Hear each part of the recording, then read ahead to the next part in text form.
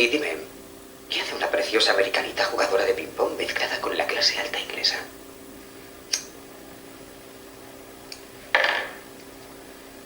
¿Te han dicho alguna vez que tienes un juego muy agresivo?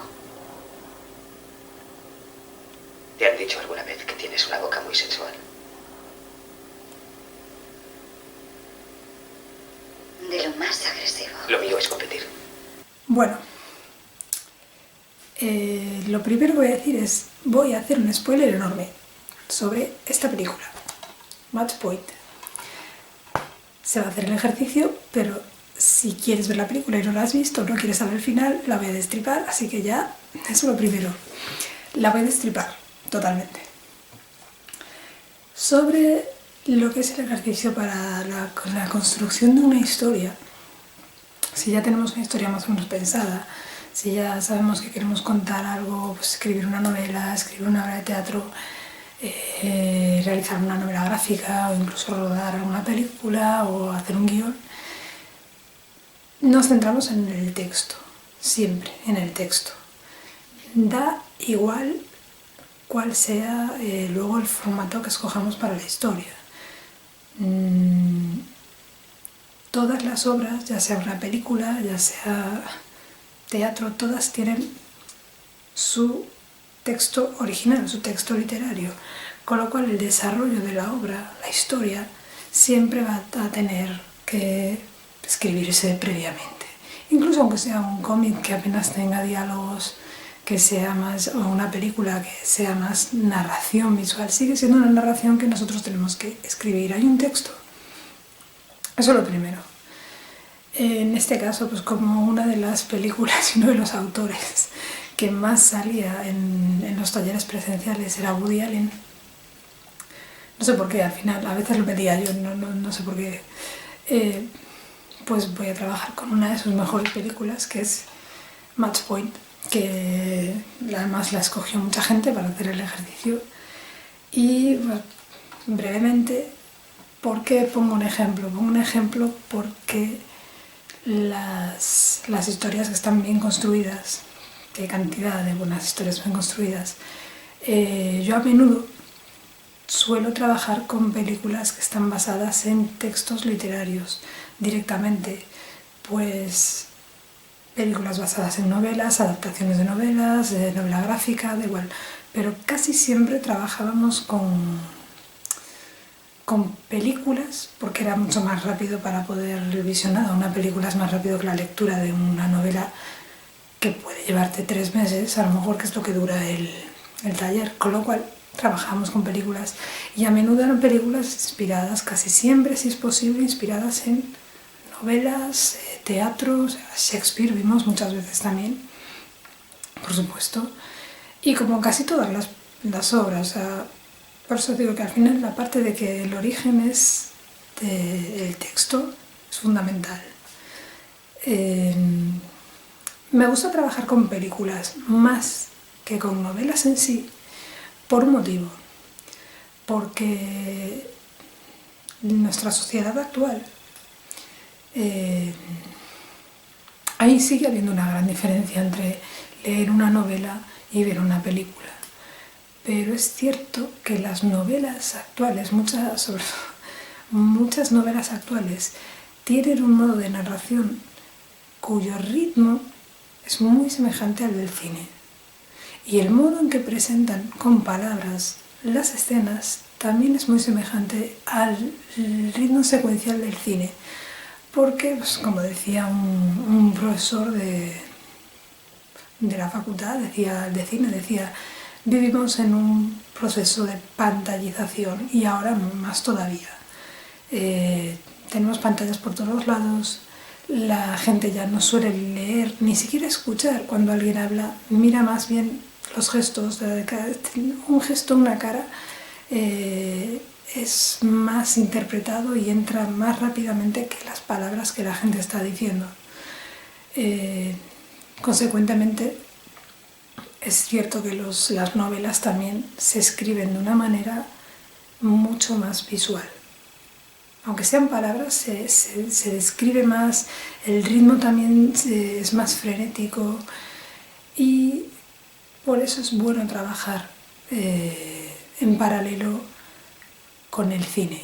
Con el cine, con series, da igual. El cine viene bien para hacer un ejercicio cerrado de estructura de principio a fin. Pues si estuviéramos con una serie, podríamos estar no una sesión, sino...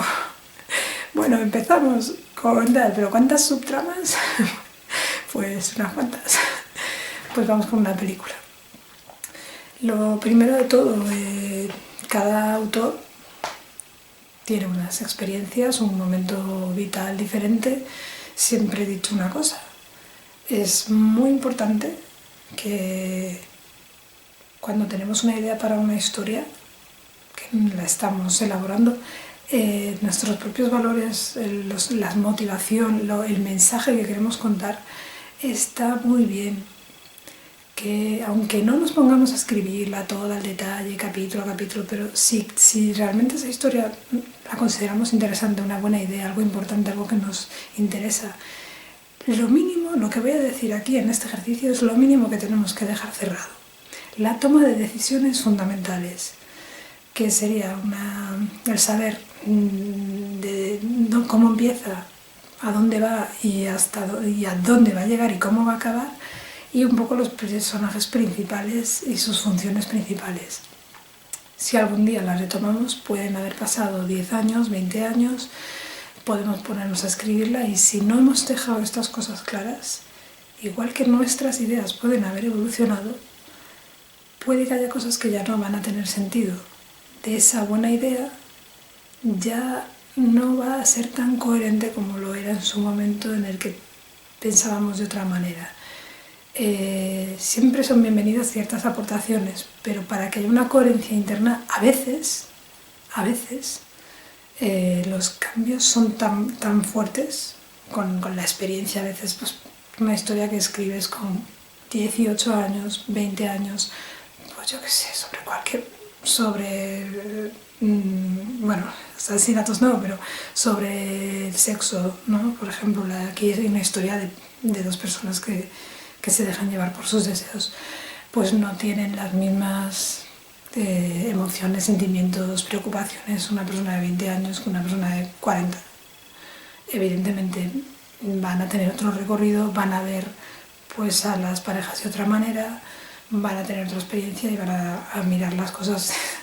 Entonces está bien que podamos, por ejemplo, una persona de 40 años sea capaz de poder revisar una historia con todo el sentido que tenía cuando los personajes eran personajes de 18 y 20 años.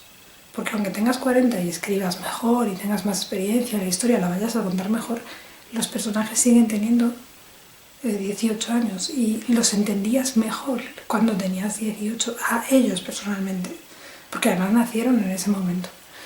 Siempre hay cosas que viene bien no alterar tanto.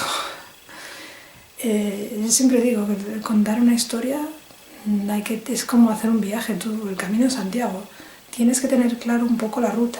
Si de por medio hay cosas que te interesan, te desvías un poquito, lo abordas, lo desarrollas un poco, pero vuélvete al camino porque tienes que llegar a donde tienes que llegar.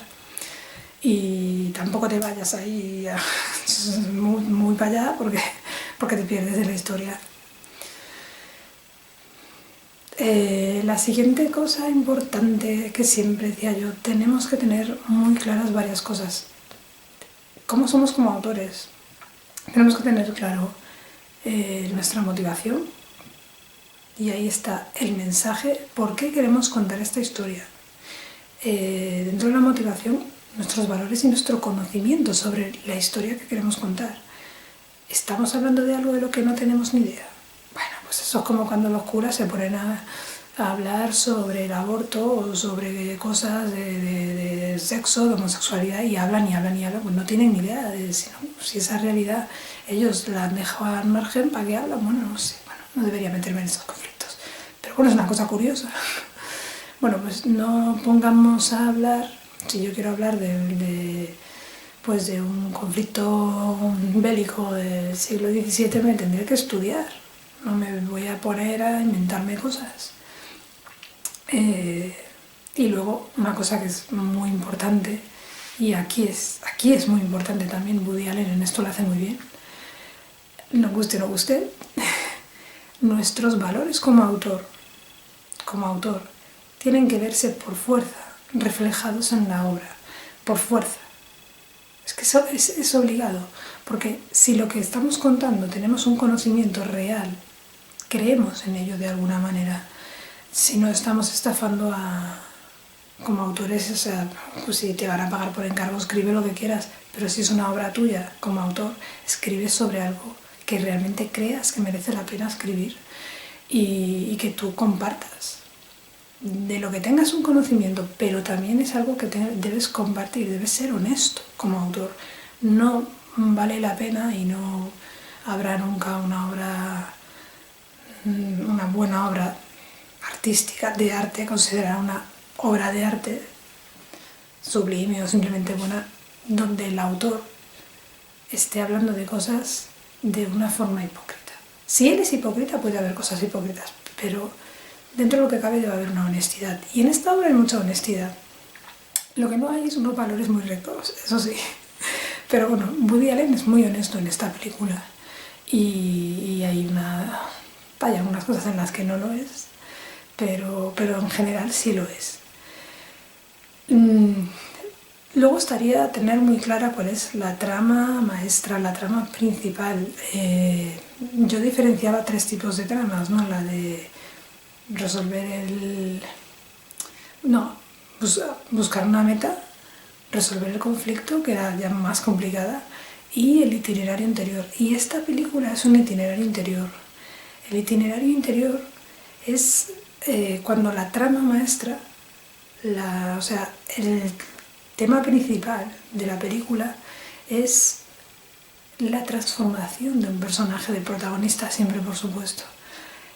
Hay una transformación, a veces afecta a más personajes. En este caso es una reafirmación, es un personaje que está empezando de cero una etapa de su vida. Y en esta etapa de su vida esta persona va a llevar todo lo que es... en este caso es un personaje negativo. Es un personaje que es un asesino, es un psicópata. Ya dije que había spoiler. Este personaje va a... digamos que se va a dejar llevar por el lado oscuro totalmente, y todas las decisiones que va a tomar van a ser oscuras, negativas, nefastas para él, para sus víctimas, para todo el mundo. Es una persona que su evolución es hacia la destrucción, la anulación, hacia el mal. Tiene varias escenas, varios momentos en los que vemos que tiene opciones de salvarse y de dar marcha atrás y de vivir honestamente y de tener una vida honrada, sana, pero siempre cede a... es un corrupto. Al final es un psicópata que podría vivir de una manera o de otra y se deja llevar por la maldad. El egoísmo, la falta de sensibilidad y la falta de valores. Tiene unos valores totalmente errados. Pollo asado. ¡Qué aburrido! Aquí sirven los mejores blinis con caviar, pruébalos. No, gracias. ¿No te gusta el caviar? Así. Así.